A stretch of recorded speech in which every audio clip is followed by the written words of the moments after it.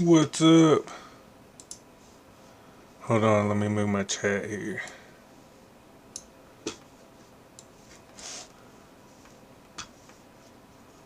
Alright.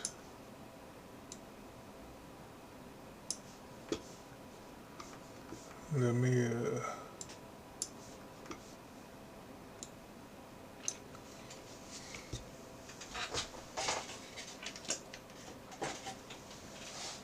Chapter 5. The American victory over the British Army was made possible by the existence of an already armed people. Just about every white male had a gun and could shoot. The revolutionary leadership distrusted the mobs of poor, but they knew the revolution had no appeal to slaves and Indians. They would have to woo the armed white population. This was not easy. Yes, mechanics and sailors, some others were incensed against the British, but general enthusiasm for the war was not strong. While much of the white male population went into military service at one time or another during the war, only a small fraction stayed. John Shai, in his study of the Revolutionary Army, says they grew weary of being bullied by local committees of SAFE, by corrupt deputy assistant commissaries of supply, and by bands of ragged strangers with guns in their hands calling themselves soldiers of the revolution. Hold on, let me make sure my levels are good. Yeah, sounds good. Shai estimates that perhaps a fifth of the population was actively treasonous. John Adams had estimated a third opposed, a third in support, a third neutral. Alexander Hamilton, an aide of George Washington and an up-and-coming member of the new elite, wrote from his headquarters, "Our countrymen have all the folly of the ass and the passiveness of the sheep. They are determined not to be free. If we are saved, France and Spain must save us." Slavery got in the way in the South. South Carolina, insecure since the slave uprising in Stono in 1739, could hardly fight against the British. Her militia had to be used to keep slaves under control. The men who first joined the colonial militia were generally hallmarks of respectability, or at least of full citizenship. In their communities, Shai says.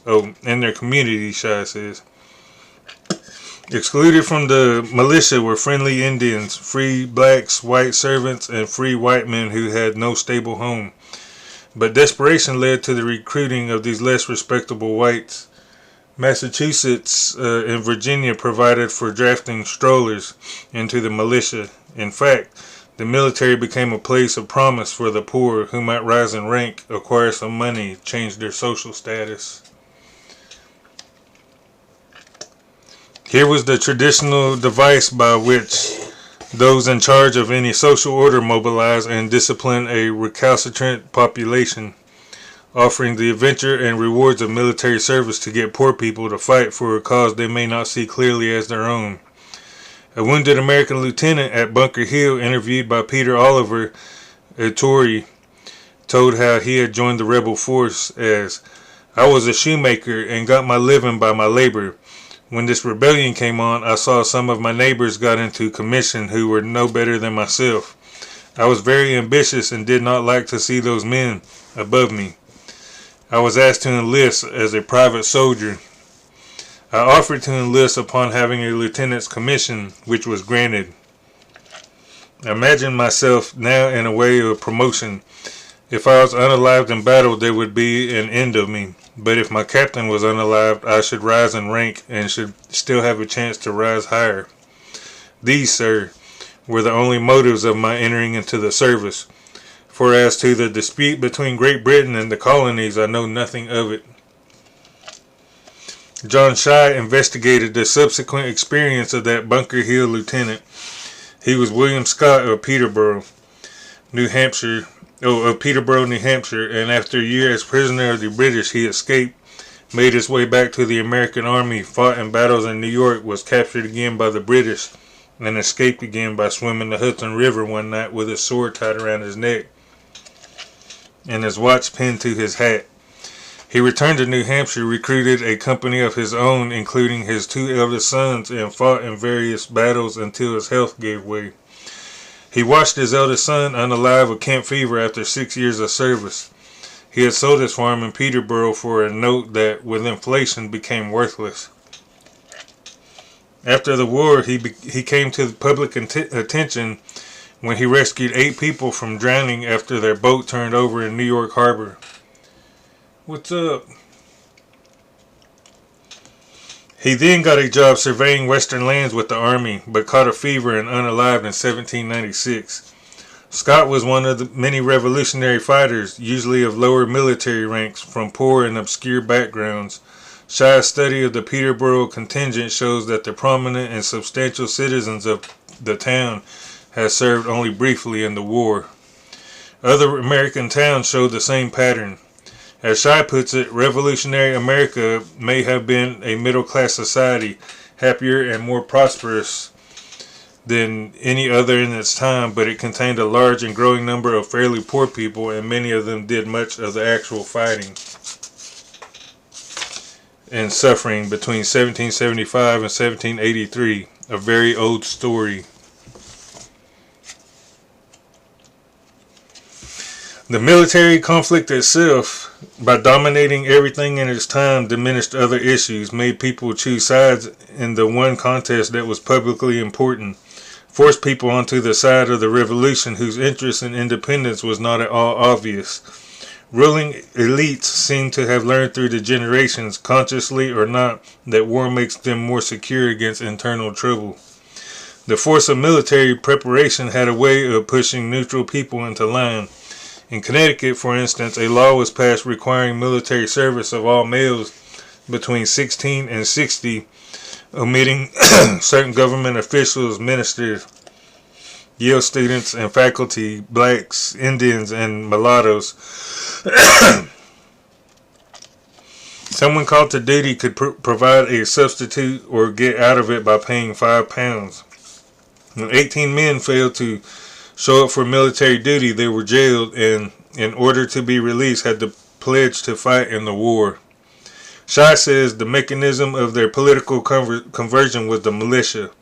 What looks like the democratization of the military forces in modern times shows up as something different, a way of forcing large numbers of reluctant people to associate themselves with the national cause, and by the end of the process believe in it. Here in the war for liberty was conscription, as usual, cognizant of wealth. With the impressment riots against the British still remembered, impressment of seamen and the American Navy was taking place by 1779. A Pennsylvania official said, "We cannot help observing how similar this conduct is to that of the British officers during our subjection to Great Britain, and are persuaded it will have the same unhappy effects, viz., an estrangement of the affections of the people from authority, which by an easy progression will proceed to open opposition and bloodshed." Watching the new, tight discipline of Washington's army, a chaplain in Concord, Massachusetts, wrote, "New lords, new laws. The strictest government is taking place, and great distinction is made between officers and men. Everyone is made to know his place and keep it, or be immediately tied up and receive not 1 but 30 or 40 lashes." The Americans lost the first battles of the war: Bunker Hill, Brooklyn Heights, Harlem Heights, the Deep South. They won small battles at Trenton and Princeton, and then in a turning point, a big battle at Saratoga, New York in 1777. Washington's frozen army hung on at Valley Forge, Pennsylvania, while Benjamin Franklin negotiated an alliance with the French monarchy, which was anxious for revenge on England. The war turned to the south, where the British won victory after victory until the Americans, aided by a large French army with the French Navy blocking off the British from supplies and reinforcements, won the final victory of the war at Yorktown, Virginia in 1781. Through all this, the suppressed conflicts between rich and poor among the Americans kept reappearing. In the midst of the war in Philadelphia, which Eric Foner describes as a time of immense profits for some colonists and terrible hardships for others, the inflation led to agitation and calls for action. One Philadelphia newspaper carried a reminder that in Europe, the people have always done themselves justice when the scarcity of bread has arisen from the avarice of forestallers. They have broken open magazines, appropriated stores to their own use without paying for them, and in some instances have hung up their culprits who created their distress. In May of 1779, the First Company of Philadelphia Artillery petitioned the Assembly about the troubles of the middling and poor, and threatened violence against those who are avariciously intent upon amassing wealth by the destruction of the more virtuous part of the community. That same month, there was a mass meeting, an extra-legal gathering which called for price reductions and initiated an investigation of Robert Morris, a rich Philadelphian who was accused of holding food from the market. In October came the Fort Wilson riot, in which a militia group marched into the city and to the house of James Wilson, a wealthy lawyer and revolutionary official who had opposed price controls in the Democratic Constitution adopted in Pennsylvania in 1776. The militia were driven away by a silk stocking brigade of well-off Philadelphia citizens. It seemed that the majority of white colonists who had a bit of land or no property at all were still better off than slaves or indentured servants or Indians, and could be wooed into the coalition of the Revolution. But when the sacrifices of war became more bitter, the privileges and safety of the rich became harder to accept. About 10% of the white population, large landholders and merchants, held £1,000 or more in personal property and £1,000 in land at the least. And these men owned nearly half the wealth of the country and held as slaves 1/7 of the country's people. The Continental Congress, which governed the colonies through the war, was dominated by rich men linked together in factions and compacts by business and family connections. These links connected North and South, East and West. For instance, Richard Henry Lee of Virginia was connected with the Adamses of Massachusetts and the Shippens of Pennsylvania. Delegates from middle and southern colonies were connected with Robert Morris of Pennsylvania through commerce and land speculation. Morris was superintendent of finance and his assistant was Governor Morris. Can I like my own? I don't know if I can. No, I can't. Morris's plan was to give more assurance to those who had loaned money to the Continental Congress and gain the support of officers by voting half pay for life for those who stuck to the end. This ignored the common soldier, who was not getting paid, who was suffering in the cold, dying of sickness, watching the civilian profiteers get rich. On New Year's Day, 1781, the Pennsylvania troops near Morristown, New Jersey, perhaps emboldened by rum, dispersed their officers, unalived one captain, wounded others, and were marching fully armed with cannon towards the Continental Congress in Philadelphia. Be sure and share the live. Hit the like button, please. George Washington handled it cautiously, informed of these developments by General Anthony Wayne. He told Wayne not to use force. He was worried that the rebellion might spread to his own troops. He suggested Wayne get a list of the soldiers' grievances and said Congress should not flee Philadelphia because then the way would be open for the soldiers to be joined by Philadelphia citizens. He sent Knox rushing to New England on his horse to get 3 months' pay for the soldiers. While he prepared 1,000 men to march on the mutineers as a last resort, a peace was negotiated in which one half the men were discharged, the other half got furloughs. Shortly after this, a smaller mutiny took place in the New Jersey line, involving 200 men who defied the officers and started out for the state capitol at Trenton. Now Washington was ready. 600 men who themselves had been well fed and clothed marched on the mutineers and surrounded and disarmed them. 3 ringleaders were put on trial immediately in the field. One was pardoned, two were shot by firing squads made up of their friends, who wept as they pulled the triggers. It was, quote-unquote, an example, Washington said. 2 years later, there was another mutiny in the Pennsylvania line. The war was over and the army had disbanded, but 80 soldiers demanding their pay invaded the Continental Congress headquarters in Philadelphia and forced the members to flee across the river to Princeton. Ignominiously turned out of doors, as one historian sorrowfully wrote, by a handful of drunken mutineers. What soldiers in the revolution could do only rarely, rebel against their authorities, civilians could do much more easily. Ronald Hoffman says the revolution plunged the states of Delaware, Maryland, North Carolina, South Carolina, Georgia, and to a much lesser degree Virginia into divisive civil conflicts that persisted during the entire period of struggle. The Southern lower classes resisted being mobilized for the revolution. They saw themselves under the rule of a political elite, win or lose against the British. In Maryland, for instance, by the new Constitution of 1776, to run for governor, one had to own 5,000 pounds of property. To run for state senator, 1,000 pounds. Thus, 90% of the population were excluded from holding office. And so, as Hoffman says, small slaveholders, non-slaveholding planters, tenants, renters, and casual day laborers posed a serious problem of social control for the Whig elite. With black slaves, 25% of the population, fear of slave revolts grew. George Washington had turned down the request of blacks seeking freedom to fight in the Revolutionary Army. So when the British military commander in Virginia, Lord Dunmore, promised freedom to Virginia slaves who joined his forces, this created consternation. A report from one Maryland county worried about poor whites encouraging slave runaways.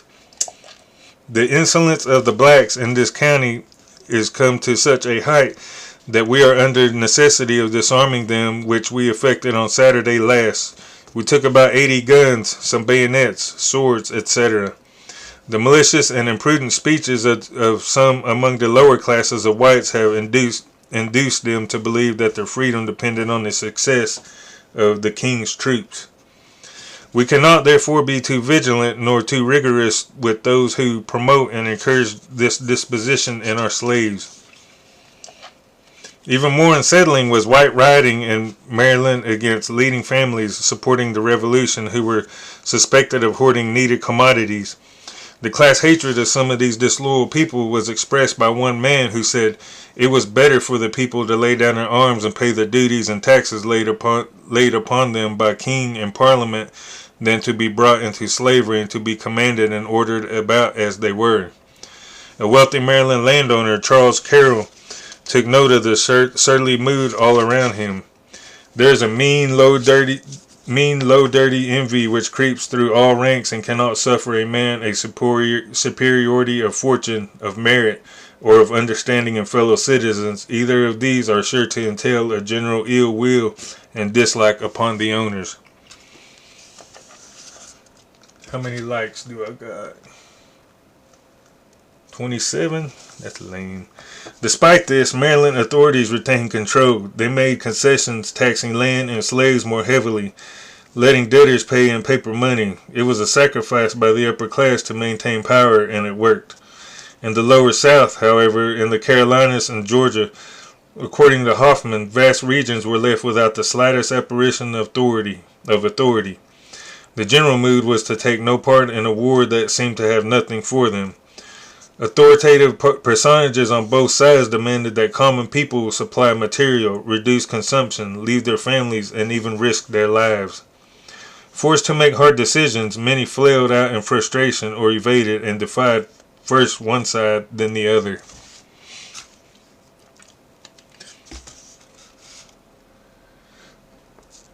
Nobody's sharing.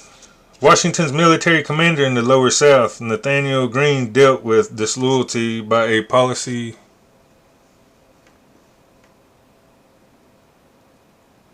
Hold on.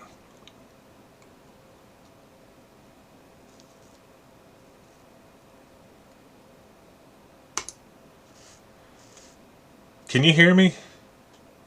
Because it gave me a notice saying something. Not eligible for recommendation, restricted in search results because it primarily... Oh shoot, okay, I need to change something. Hold on. I'll see what it is. Give me 1 second here.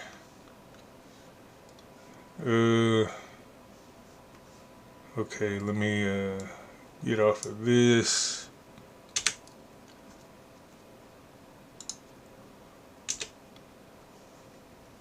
Okay, let me see what that does. Alright, let me continue here. Washington's military commander in the lower South, Nathanael Greene, dealt with disloyalty by a policy of concessions to some, brutality to others. In a letter to Thomas Jefferson, he described a raid by his troops on Loyalists. They made a dreadful carnage of them. Upwards of 100 were killed and most of the rest cut to pieces. It has had a very happy effect on those disaffected persons, of which there were too many in this country. Greene told one of his generals to strike terror into our enemies and give spirit to our friends.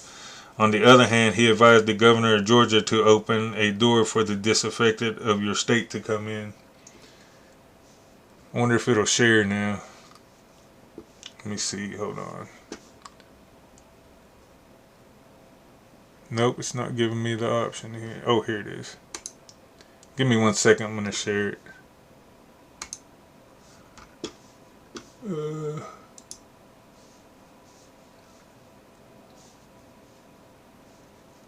on.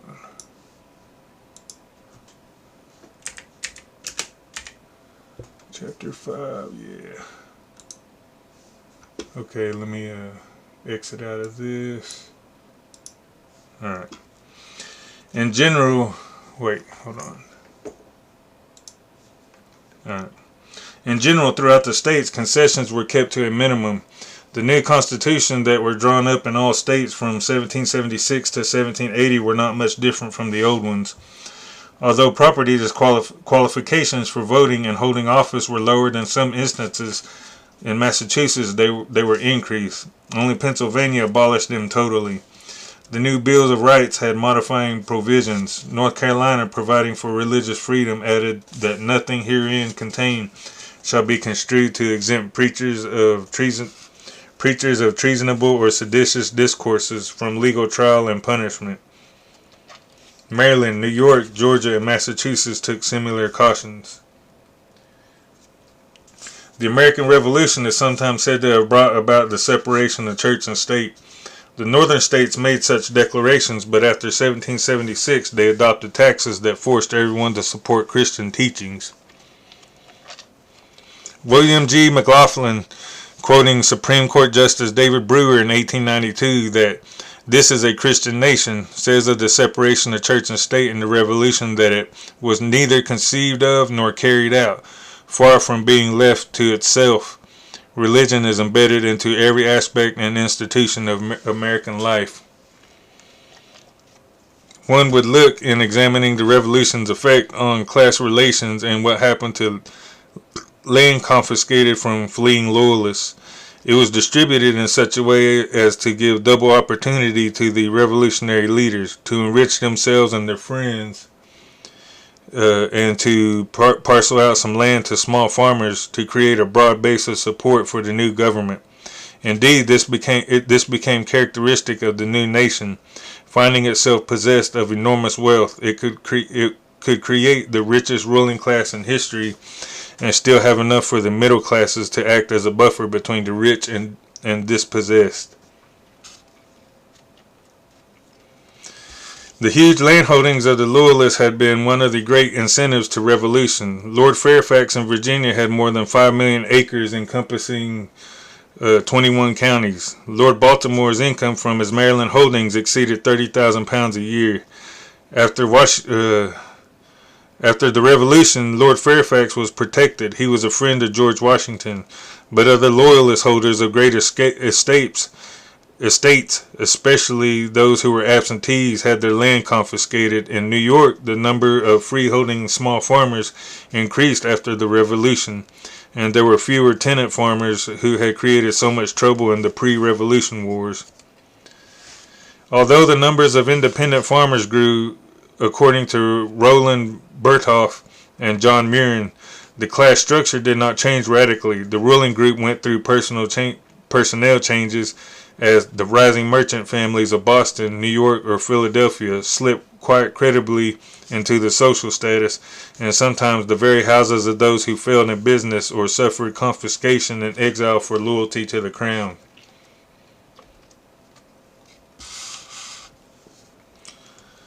Edmund Morgan sums up the class nature of the revolution this way: the fact that the lower ranks were involved in the contest should not obscure the fact that the contest itself was generally a struggle for office and power between members of an upper class, the new against the established.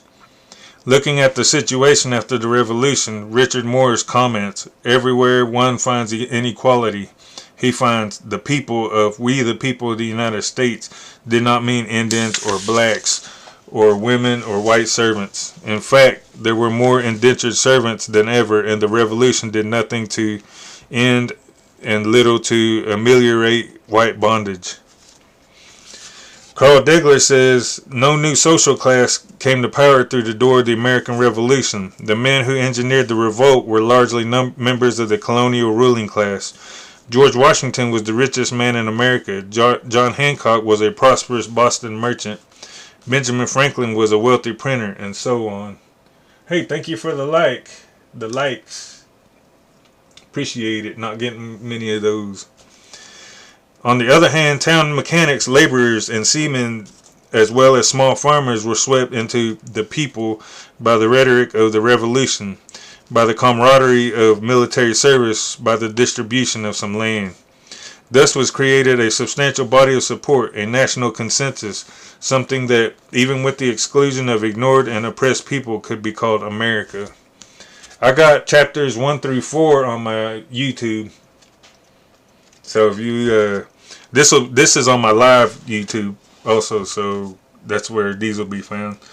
Staunton Lynn's close study of Dutchess County, New York, and the Revolutionary period corroborates this. Oh, thank you for the likes also. Appreciate it. There were tenant risings in 1766 against the huge feudal estates in New York. The Rensselaerwyck holding was 1 million acres. Tenants claiming some of this land for themselves, unable to get satisfaction in the courts, turned to violence. In Poughkeepsie, 1,700 armed tenants had closed the courts and broken open the jails, but the uprising was crushed. During the Revolution, there was a struggle in Dutchess County over the disposition of confiscated Loyalist lands, but it was mainly between different elite groups. One of these, the Poughkeepsie Anti-Federalists, included men on the make, newcomers in land and business. They made promises to the tenants to gain their support, exploiting their grievances to build their own political careers and maintain their own fortunes. During the Revolution, to mobilize soldiers, the tenants were promised land.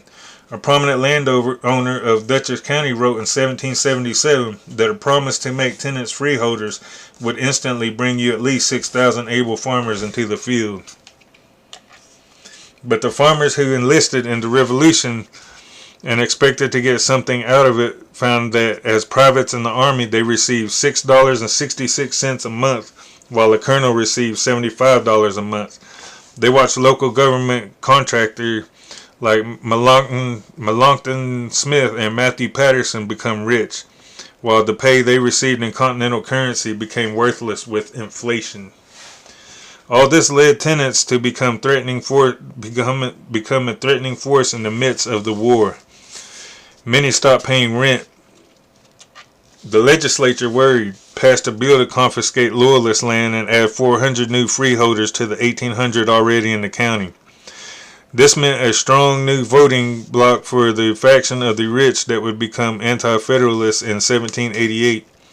Once the new landholders were brought into the privileged circle of the Revolution and seemed politically under control, their leaders, Melancton Smith and others, at first opposed to adoption of the Constitution, switched to support, and with New York ratifying, adoption was ensured. The new freeholders found that they had stopped being tenants, but were now mortgagees paying back loans from banks instead of rent to landlords. It seems that the rebellion against British rule allowed a certain group of the colonial elite to replace those loyal to England, give some benefits to small landholders, and leave poor white working people and tenant farmers with very much their old situation. Hey, I got 1,000 likes. Thank you. What did the revolution mean to the Native Americans, the Indians?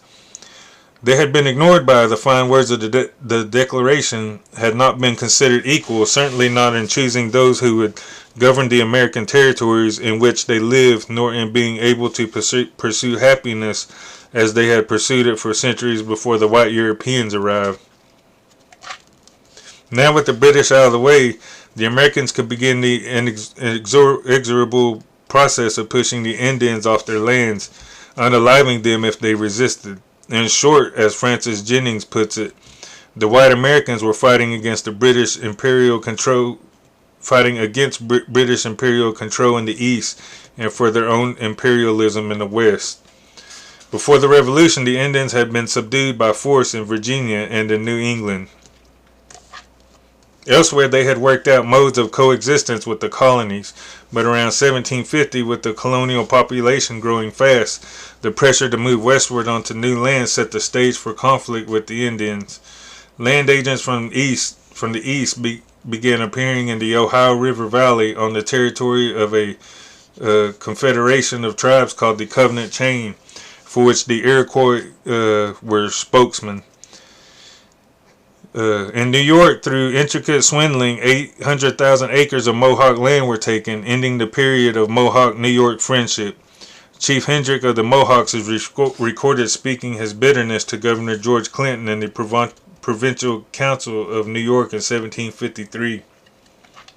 He says, "Brother, when we came here to relate our grievances about our lands, we expected to have something done for us, and we have told you that the covenant chain of our forefathers was like to be broken, and brother, you tell us that we shall be redressed at Albany, but we know them so well we will not trust them, for they are no people but devils. So as soon as we come home, we will send up a belt of wampum to our brothers, the other 5 nations, to acquaint them the covenant chain is broken between you and us. So, brother, you are not to expect to hear of me anymore, and brother, we desire to hear no more of you." When the British fought the French for North America in the 7 Years' War, the Indians fought on the side of the French. The French were traders but not occupiers of Indian lands, while the British clearly coveted their hunting grounds and living space. Someone reported the conversations of Shingas, chief of the Delaware Indians, with the British General Braddock, who sought his help against the French. Shingas asked General Braddock whether the Indians that were friends to the English might not be permitted to live and trade among the English and have hunting ground sufficient to support themselves and families, on which General Braddock said that no savage should inherit the land, on which Shingas and the other chiefs answered that if they might not have liberty to live on the land, they would not fight for it. When that war ended in 1763, the French, ignoring their old allies, ceded to the British lands west of the Appalachians. The Indians therefore united to make war on the British western forts. This is called Pontiac's conspiracy by the British, but a liberation war for independence in the words used by Francis Jennings. Under orders from British General Jeffrey Amherst, the commander of Fort Pitts gave the attacking Indian chiefs with whom he was negotiating blankets from the smallpox hospital. It was a pioneering effort at what is now called biological warfare. Man. An epidemic soon spread among the Indians. Despite this and the burning of villages, the British could not destroy the will of the Indians, who continued guerrilla warfare. A peace was made with the British, agreeing to establish a line at the Appalachians beyond which settlements would not encroach on Indian territory. This was the Royal Proclamation of 1763, and it angered Americans. It helps to explain why most of the Indians fought for England during the Revolution. With their French allies, then their English allies gone, the Indians faced a new land-coveting nation alone. The Americans assumed now that the Indian land was theirs, but the expeditions they sent westward to establish this were overcome, which they recognized in the names they gave these battles: Harmer's Humiliation and St. Clair's Shame. And even when General Anthony Wayne defeated the Indians, Western Confederation in 1798 at the Battle of Fallen Timbers, he had to recognize their power.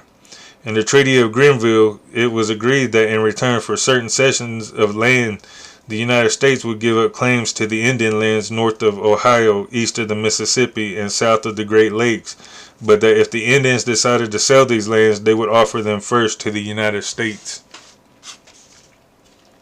That was a big mistake. Jennings putting the Indian into the center of the American Revolution. After all, it was Indian land that everyone was fighting over. Sees the revolution as a multiplicity of variously oppressed and exploited people who preyed upon each other. With the eastern elite controlling the lands on the seaboard, the poor seeking land were forced to go west, there becoming a useful bulwark for the rich because, as Jennings says, the first target of the Indians' hatchet was the frontiersman's skull. The situation of black slaves as a result of the American Revolution was more complex. Thousands of blacks fought with the British. 5,000 were with the revolutionaries, most of them from the North, but there were also free blacks from Virginia and Maryland. The lower South was reluctant to arm blacks. Amid the urgency and chaos of war, thousands took their freedom, leaving on British ships at the end of the war to settle in England, Nova Scotia, the West Indies, or Africa. Many others stayed in America as free blacks, evading their masters. In the northern states, the combination of blacks in the military, the lack of powerful economic need for slaves, and the rhetoric of the revolution led to the end of slavery, but very slowly. As late as 1810, 30,000 blacks, one-fourth of the black population of the North, remained slaves. In 1840, there were still 1,000 slaves in the North. In the Upper South, there were more free blacks than before, leading to more control legislation. In the Lower South, slavery expanded with the growth of rice and cotton plantations. What the Revolution did was to create space and opportunity for blacks to begin making demands of white society. Sometimes these demands came from the new small black elites in Baltimore, Philadelphia, Richmond, Savannah, sometimes from articulate and bold slaves. Pointing to the Declaration of Independence, blacks petitioned Congress and the state legislatures to abolish slavery, to give blacks equal rights.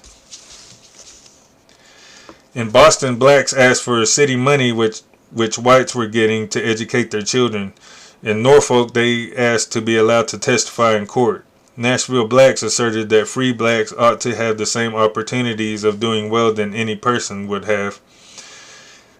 Peter Matthews, a free black butcher in Charleston, joined other free black artisans and tradesmen in petitioning the legislature to repeal discriminatory laws against blacks. In 1780, 7 blacks in Dartmouth, Massachusetts, petitioned the legislature for the right to vote, linking taxation to representation.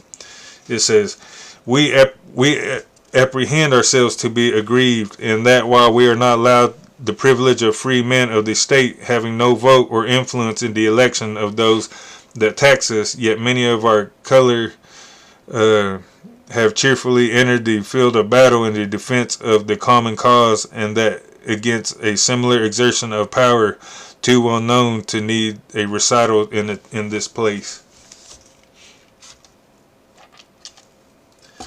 A black man, Benjamin Banneker, who taught himself mathematics and astronomy, predicted accurately a solar eclipse and was appointed to plan the new city of Washington, wrote to Thomas Jefferson, I suppose it is truth too well attested to you to need a proof here that we are a race of beings who have long labored under the abuse and censure of the world, that we have long been looked upon with an eye of contempt, and that we have long been considered rather as brutish than humans, and scarcely capable of mental endowments. I apprehend you will embrace every opportunity to eradicate that train of absurd and false ideas and opinions which so generally prevails with respect to us, and that your sentiments are concurrent with mine, which are that one universal Father hath given being to us all, and that he hath not only made us all of one flesh, but that he hath also without partiality afforded us all the same sensations and endowed us all with the same facilities. Alright, I'm going to take a breather here. Let me make sure. Oh, I need to get rid of that too. Hold on. Give me 1 minute. Text. I need to get rid of.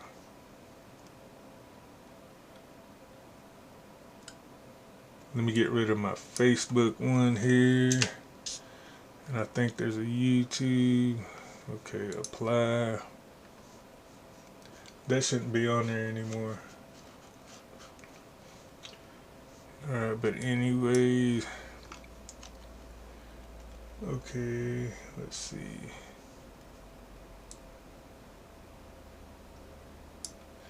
That YouTube should not be on there. Hold on, let me try to take that off of there.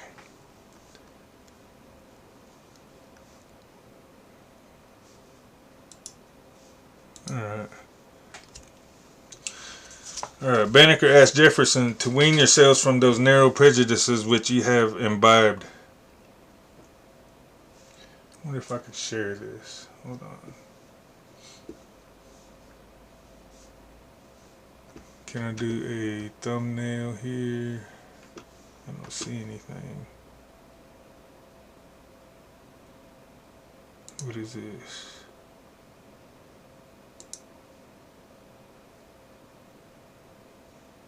Okay.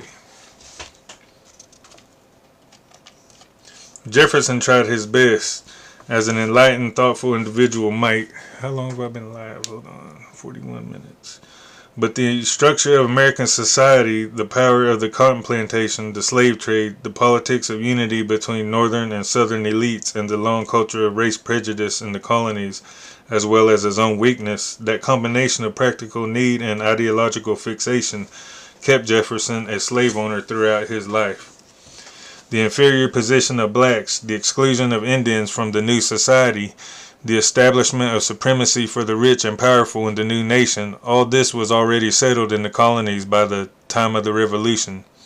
With the English out of the way, it could now be put on paper, solidified, regularized, made legitimate by the Constitution of the United States, drafted at a convention of revolutionary leaders in Philadelphia.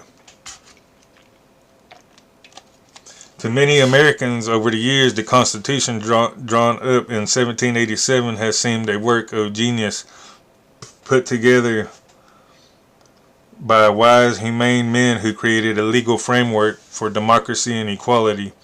This view is stated a bit extravagantly by the historian George Bancroft, writing in the early 19th century. The Constitution establishes nothing that interferes with equality and individuality. It knows nothing of differences by descent or opinions of favored classes or legalized religion or the political power of property. It leaves the individual alongside of the individual, as the sea is made up of drops. American society is composed of separate, free, and constantly moving atoms, ever in a reciprocal action, so that the institutions and laws of the country rise out of the masses of individual thought which, like the waters of the ocean, are rolling evermore.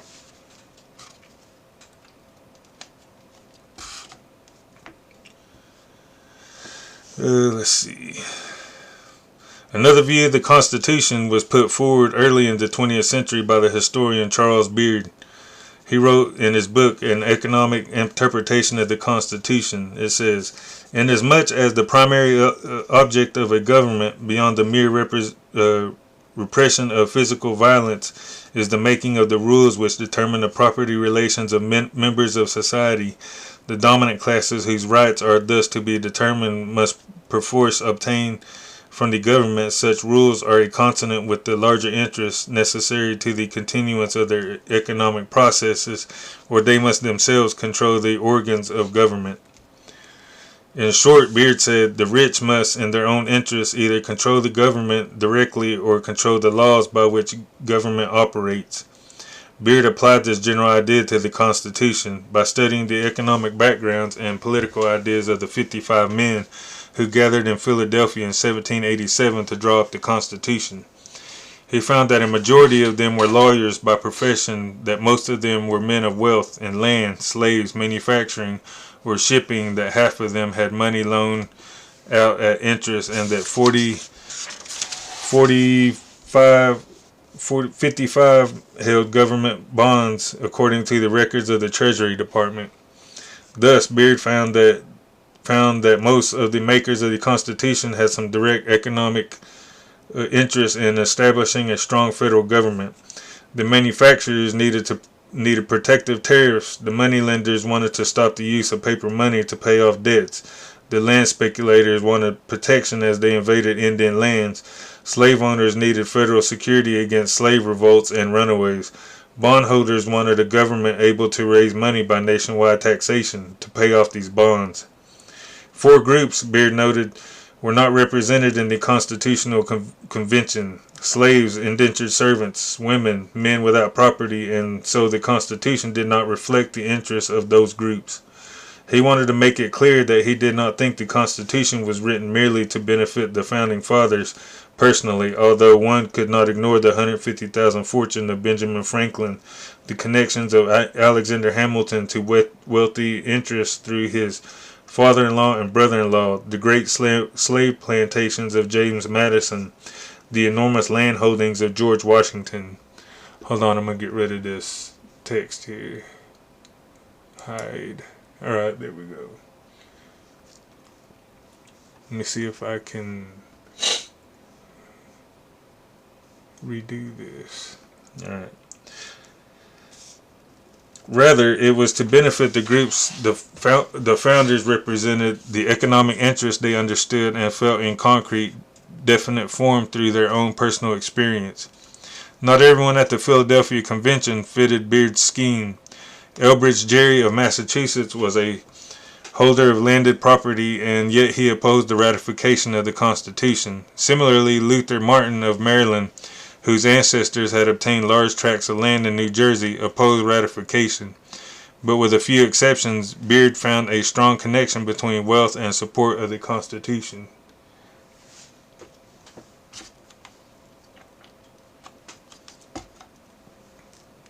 What if I could hit this like up here? Nope. By 1787, there was not only a positive need for strong central government to protect the large economic interests, but also immediate fear of rebellion by discontented farmers. The chief event causing this fear was an uprising in the summer of 1786 in western Massachusetts, known as Shays' Rebellion. In the western towns of Massachusetts, there was a resentment against the legislatures in Boston. The new Constitution of 1780 had raised the property qualifications for voting. No one could hold state office without being quite wealthy. Furthermore, the legislature was refusing to issue paper money, as had been done in some other states like Rhode Island, to make it easier for debt-ridden farmers to pay off their creditors.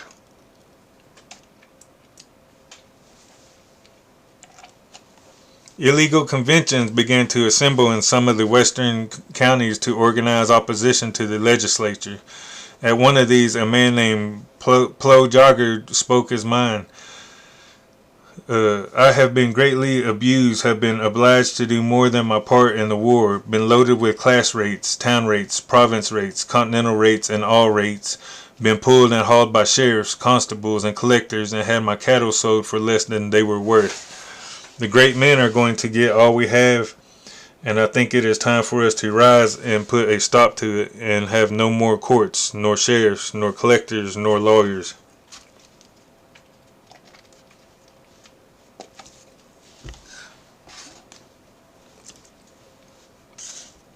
The chairman of that meeting used his gavel to cut short the applause. He and others wanted to redress their grievances, but peacefully, by petition to the General Court in Boston. However, before the scheduled meeting of the General Court, there were going to be court proceedings in Hampshire County in the towns of Northampton and Springfield, to seize the cattle of farmers who hadn't paid their debts, to take away their land, now full of grain and ready for harvest. And so veterans of the Continental Army also agreed, because they had been treated poorly on discharge, given certificates for future redemption instead of immediate cash, began to organize the farmers into squads and companies. One of these veterans was Luke Day, who arrived the morning of court with a fife and drum corps, still angry with the memory of being locked up in debtor's prison in the heat of the previous summer. The sheriff looked to the local militia to defend the court against these armed farmers, but most of the militia was with Luke Day. The sheriff did manage to gather 500 men, and the judges put on their black silk robes, waiting for the sheriff to protect their trip to the courthouse.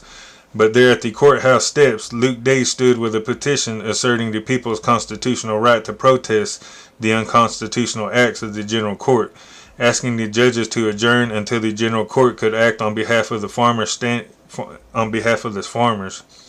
Standing with Luke Day were 1,500 armed farmers. The judges adjourned. Shortly after, at courthouses in Worcester and Athol, farmers with guns prevented the courts from meeting to take away their property, and the militia were too sympathetic to the farmers or too outnumbered to act. In Concord, a 50-year-old veteran of 2 wars, Job Shattuck, led a caravan of carts and wagons, horses and oxen onto the town green while a message was sent to the judges. See how long I've been on? 50. The voice of the people of this county is such that the court shall not enter this courthouse until such time as the people shall have redress of the grievances they labor under at the present. A county convention then suggested the judges adjourn, which they did. At Great Barrington, a militia of 1,000 faced a square crowded with armed men and boys. But the militia was split in its opinions. When the Chief Justice suggested the militia divide, those in favor of the court sitting to go on the right side of the road and those against on the left. 200 of the militia went to the right, 800 to the left, and the judges adjourned. Then the crowd went to the home of the Chief Justice, who agreed to sign a pledge that the court would not sit until the Massachusetts General Court met. The crowd went back to the square, broke open the county jail, and set free the debtors. The Chief Justice, a country doctor, said, "I have never heard anybody point out a better way to have their grievances redressed than the people have taken." The governor and the political leaders of Massachusetts became alarmed. Samuel Adams, once looked on as a radical leader in Boston, now insisted people act within the law. He said British emissaries were stirring up the farmers. People in the town of Greenwich responded, "You in Boston have the money and we don't. And don't you act illegally yourselves in the revolution." The insurgents were now being called regulators. Their emblem was a sprig of hemlock. The problem went beyond Massachusetts. In Rhode Island, the debtors had taken over the legislature and were issuing paper money.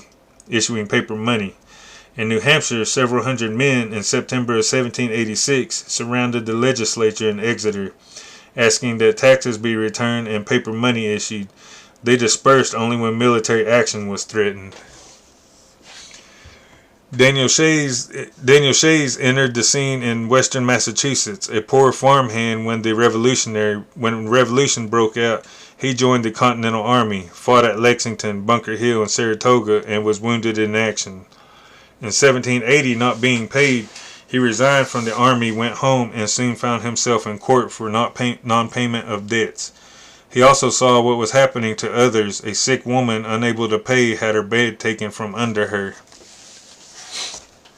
What brought Shays fully into the situation was that on September 19th, the Supreme Judicial Court of Massachusetts met in Worcester and indicted 11 leaders of the rebellion, including 3 of his friends, as disorderly, riotous, and seditious persons who unlawfully and by force of arms prevented the execution of justice and the laws of Commonwealth. The Supreme Judicial Court planned to meet again in Springfield a week later, and there was talk of Luke Days being indicted. Shays organized 700 armed farmers, most of them veterans of the war, and led them to Springfield. There they found a general with 900 soldiers and a cannon. Shays asked the general for permission to parade, which the general granted. So Shays and his men moved through the square, drums banging and fifes blowing. As they marched, their ranks grew. Some of the militia joined and reinforcements began coming in from the countryside. The judges postponed hearings for a day, then adjourned the court. Now the General Court meeting in Boston was told by Governor James Bowdoin to vindicate the insulted dignity of government. The recent rebels against England, secure in office, were calling for law and order. Sam Adams helped draw up a riot act and a resolution suspending habeas corpus to allow authorities to keep people in jail without trial. At the same time, the legislature moved to make some concessions to the angry farmers, saying certain old taxes could now be paid in goods instead of money. This didn't help. In Worcester, 160 insurgents appeared at the courthouse. The sheriff read the riot act. The insurgents said they would disperse only if the judges did. The sheriff shouted something about hanging. Someone came up behind him and put a sprig of hemlock in his hat. The judges left. Confrontations between farmers and militia now multiplied. The winter snows began to interfere with the trips of farmers to the courthouses. When Shays began marching 1,000 men into Boston, a blizzard forced him back, and one of his men froze to unaliving. An army came into the field, led by General Benjamin Lincoln, on money raised by Boston merchants. In an artillery duel, 3 rebels were unalived. One soldier stepped in front of his own artillery piece and lost both arms. The winter grew worse. The rebels were outnumbered and on the run. Shays took refuge in Vermont, and his followers began to surrender. There were a few more unalivings in battle, and then sporadic, disorganized, desperate acts of violence against authority. The burning of barns, the slaughter of generals' horses. One government soldier was unalive in an eerie nighttime collision of 2 sleighs.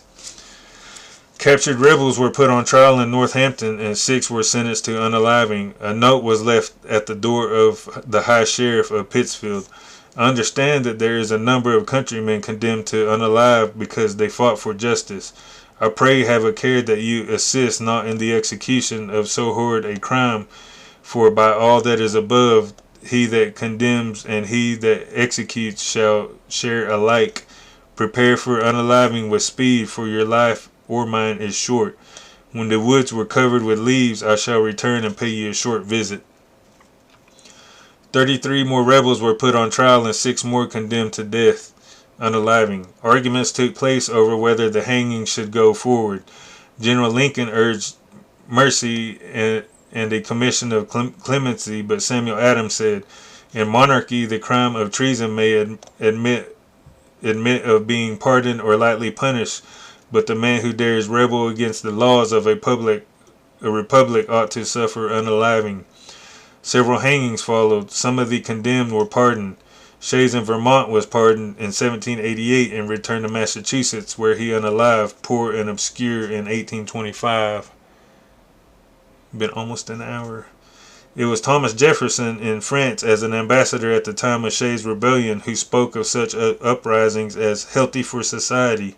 In a letter to a friend he wrote, I hold it that a little rebellion now and then is a good thing. It is medicine necessary for the sound health of government. God forbid that we should ever be 20 years without such a rebellion. The tree of liberty must be refreshed from time to time with the blood of patriots and tyrants. It is its natural manure. Let's see here. How many people came in? 63. And I'm on page 94. But Jefferson was far from the scene. The political and economic elite of the country were not so tolerant. They worried that the example might spread.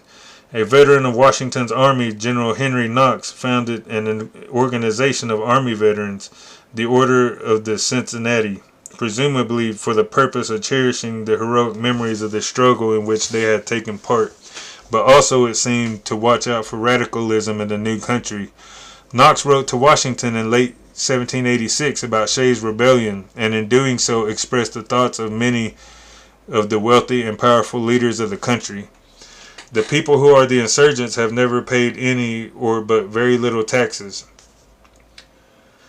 But they see the weakness of government. They feel at once their own poverty compared with the opulent and their own force, and they are determined to make use of the latter in order to remedy the former. Their creed is that the property of the United States has been protected from the confiscations of Britain by the joint exertions of all, and therefore ought to be the common property of all. And he that attempts opposition to this creed is an enemy to equity and justice, and ought to be swept from off of the face of the earth. Alexander Hamilton, aide to Washington during the war, was one of the most forceful and astute leaders of the new aristocracy. He voiced his political philosophy as, all communities divide themselves into the few and the many. The first are the rich and well-born, the other the mass of the people. The voice of the people has been said to be the voice of God, and however generally this maxim has been quoted and believed, it is not true in fact. The people are turbulent and changing. They seldom judge or determine right. Give therefore to the first class a distinct permanent share in the government. Can a democratic assembly who annually revolve in the mass of the people be supposed steadily to pursue public good? Nothing but a permanent body can check the imprudence of democracy. At the Constitutional Convention, Hamilton suggested a president and senate chosen for life. The convention did not take his suggestion, but neither did it provide for popular elections, except in the case of the House of Representatives, where the qualifications were set by the state legislatures and exclude women, Indians, slaves. The Constitution provided for senators to be elected by the state legislators, for the president to be elected by electors chosen by the state legislators, and for the Supreme Court to be appointed by the president. The problem of democracy in the post-revolutionary society was not, however, the constitutional limitations on voting. It lay deeper beyond the Constitution in the division of society into rich or poor. For if some people had great wealth and great influence, if they had the land, the money, the newspapers, the church, the educational system, how could voting, however broad, cut into such power? There was still another problem. Wasn't it the nature of representative government, even when most broadly based, to be conservative, to prevent tumultuous change? It came time to ratify the Constitution, to submit to a vote in state conventions with approval of 9 of the 13 required to ratify it. In New York, where debate over ratification was intense, a series of newspaper articles appeared anonymously, and they tell us much about the nature of the Constitution. These articles favoring adoption of the Constitution were written by James Madison, Alexander Hamilton, and John Jay, and came to be known as the Federalist Papers. In Federalist Paper number 10, James Madison argued that representative government was needed to maintain peace in a society ridden by factional disputes. These disputes came from the various and unequal distribution of property. Those who hold and those who are without property have ever formed distinct interests in society. The problem, he said, was how to control the factional struggles that came from inequalities in wealth. Minority factions could be controlled, he said, by the principle that decisions would be by vote of the majority. So the real problem, according to Madison, was a majority faction, and here the solution was offered by the Constitution to have an extensive republic, that is, a large nation ranging over 13 states, for then it will be more difficult for all who feel it to discover their own strength and to act in unison with each other. The influence of factious leaders may kindle a flame within their particular states, but will be unable to spread a general conflagration through the other states.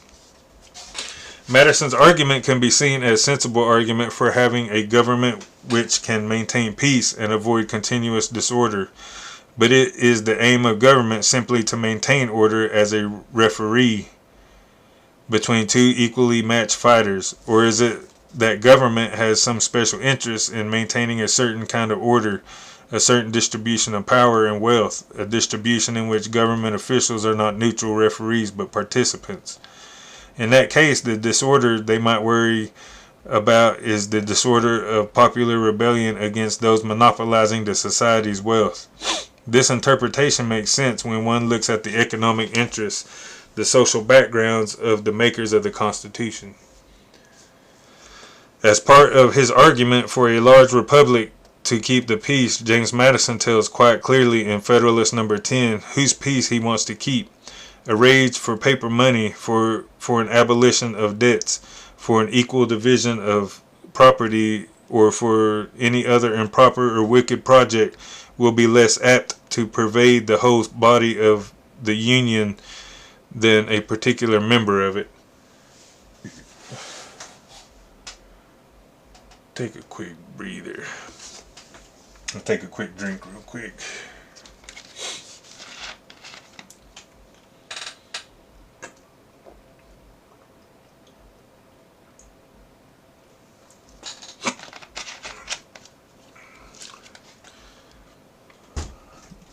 When economic interest is seen behind the political clauses of the Constitution, then the document becomes not simply the work of wise men trying to establish a decent and orderly society, but the work of certain groups trying to maintain their privileges while giving just enough rights and liberties to enough of the people to ensure popular support.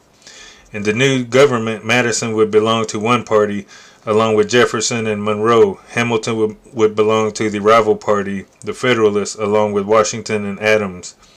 But both agreed, one a slaveholder from Virginia, the other a merchant from New York, on the aims of this new government they were establishing. They were anticipating the long fundamental agreement of the two political parties in the American system. Hamilton wrote elsewhere in the Federalist Papers that the new Union would be able to repress domestic faction and insurrection. He referred directly to Shays' Rebellion, the tempestuous situation from which Massachusetts has scarcely emerged, evinces that dangers of this kind are not merely speculative. It was either Madison or Hamilton who in Federalist Paper number 63 argued the necessity of a well-constructed Senate as sometimes necessary as a defense to the people against their own temporary errors and delusions, because there are particular moments in public affairs when the people, stimulated by some regular passion or some illicit advantage, or misled by the artful misrepresentations of interested men, may call for measures which they themselves will afterwards be the most ready to lament and condemn. And in these critical moments, how salutary will be the interference of some temperate and respectable body of citizens in order to check the misguided career and to suspend the blow meditated by the people against themselves until reason, justice, and truth can regain their authority over the public mind. The Constitution was a compromise between slaveholding interests of the South and moneyed interests of the North. For the purpose of uniting the 13 states into one great market for commerce, the Northern delegates wanted laws regulating interstate commerce and urged that such laws required only a majority of Congress to pass. The South agreed to this in return for allowing the trade in slaves to continue for 20 years before being outlawed. Charles Baird warned us that governments, including the government of the United States, are not neutral, that they represent the dominant economic interests, and that their constitutions are intended to serve these interests. One of his critics raises an interesting point. Granted that the Constitution omitted the phrase life, liberty, and the pursuit of happiness, which appeared in the Declaration of Independence, and substituted life, liberty, or property. Well, why shouldn't the Constitution protect property? As Brown says about revolutionary America, practically everybody was interested in the protection of property because so many Americans own property. However, this is misleading. True, there were many property owners, but some people had much more than others. A few people had great amounts of property. Many people had small amounts. Others had none. Jackson, Maine found that 1/3 of the population in the Revolutionary period were small farmers, while only 3% of the population had truly large holdings and could be considered wealthy. Still, 1/3 was a considerable number of people who felt they had something at stake in the stability of a new government. This was a larger base of support for government than anywhere in the world. At the end of the 18th century, in addition, the city mechanics had an important interest in a government which would protect their work from foreign competition. As Stoughton Lynn puts it, how is it that the city workingmen all over America overwhelmingly and enthusiastically supported the United States Constitution? This was especially true in New York. When the 9th and 10th states had ratified the Constitution, 4,000 New York City mechanics marched with floats and banners to celebrate. Bakers, blacksmiths, brewers, ship joiners and shipwrights, coopers, cartmen, and tailors all marched. What Lind found was that these mechanics, while opposing elite rule in the colonies, were nationalists. Mechanics comprised perhaps half of the New York population. Some were wealthy, some were poor, but all were better off than the ordinary laborer, the apprentice, the journeyman, and their prosperity required a government that would protect them against British hats and shoes and other goods that were pouring into the colonies after the Revolution. As a result, the mechanics often supported wealthy conservatives at the ballot box. The Constitution, then, illustrates the complexity of the American system, that it serves the interest of a wealthy elite, but also does enough for small property owners, for middle income mechanics and farmers to build a broad base of support. The slightly prosperous people who make up this base of support are buffers against the blacks, the Indians, the very poor whites. They enable the elite to keep control with a minimum of coercion, a maximum of law, all made palatable by the fanfare of patriotism and unity. The Constitution became even more acceptable to the public at large after the first Congress, responding to criticism, passed a series of amendments known as the Bill of Rights. These amendments seemed to make the new government a guardian of people's liberties to speak, to publish, to worship, to petition, to assemble, to be tried fairly, to be secure at home against official intrusion. It was therefore perfectly designed to build popular backing for the new government. What was not made clear, it was time when the language of freedom was new and its reality untested, was the shakiness of anyone's liberty when entrusted to a government of the rich and powerful. Indeed, the same problem existed for the other provisions of the Constitution, like the clause forbidding states to impair the obligation of contract, or that giving Congress the power to tax the people to appropriate money. They all sound benign and neutral until one asks, tax who? For what? Appropriate what? For whom? To protect everyone's contract seems like an act of fairness, of equal treatment, until one considers that contracts made between rich and poor, between employer and employee, landlord and tenant, creditor and debtor, generally favor the more powerful of the two parties. Thus, to protect these contracts is to put the great power of the government, its laws, courts, sheriffs, on the side of the privileged, and to do it not, as in pre-modern times, as an exercise of brute force against the weak, but as a matter of law. The First Amendment of the Bill of Rights shows that quality of interest hiding behind innocence. Passed in 1791 by Congress, it provided that Congress shall make no law abridging the freedom of speech or of the press. Yet 7 years after the First Amendment became part of the Constitution, Congress passed a law very clearly abridging the freedom of speech. This was the Sedition Act of 1798, passed under John Adams' administration at a time when Irishmen and Frenchmen in the United States were looked on as dangerous revolutionaries because of the recent French Revolution and the Irish rebellions. The Sedition Act made it a crime to say or write anything false, scandalous, and malicious against the government, Congress, or the President with intent to defame them, bring them into disrepute, or excite popular hatreds against them. Almost done. This act seemed to directly violate the First Amendment, yet it was enforced. 10 Americans were put in prison for utterances against the government, and every member of the Supreme Court in 1798, 1800, sitting as an appellate judge, held it constitutional. There was a legal basis for this, one known to legal experts but not to the ordinary American, who would read the First Amendment and feel confident that he or she was protected by the exercise of free speech. That basis has been explained by historian Leonard Levy. Levy points out that it was generally understood that despite the First Amendment, the British common law of seditious libel still ruled in America. This meant that while the government could not exercise prior restraint, that is, prevent an utterance or publication in advance, it could legally punish the speaker or writer afterward.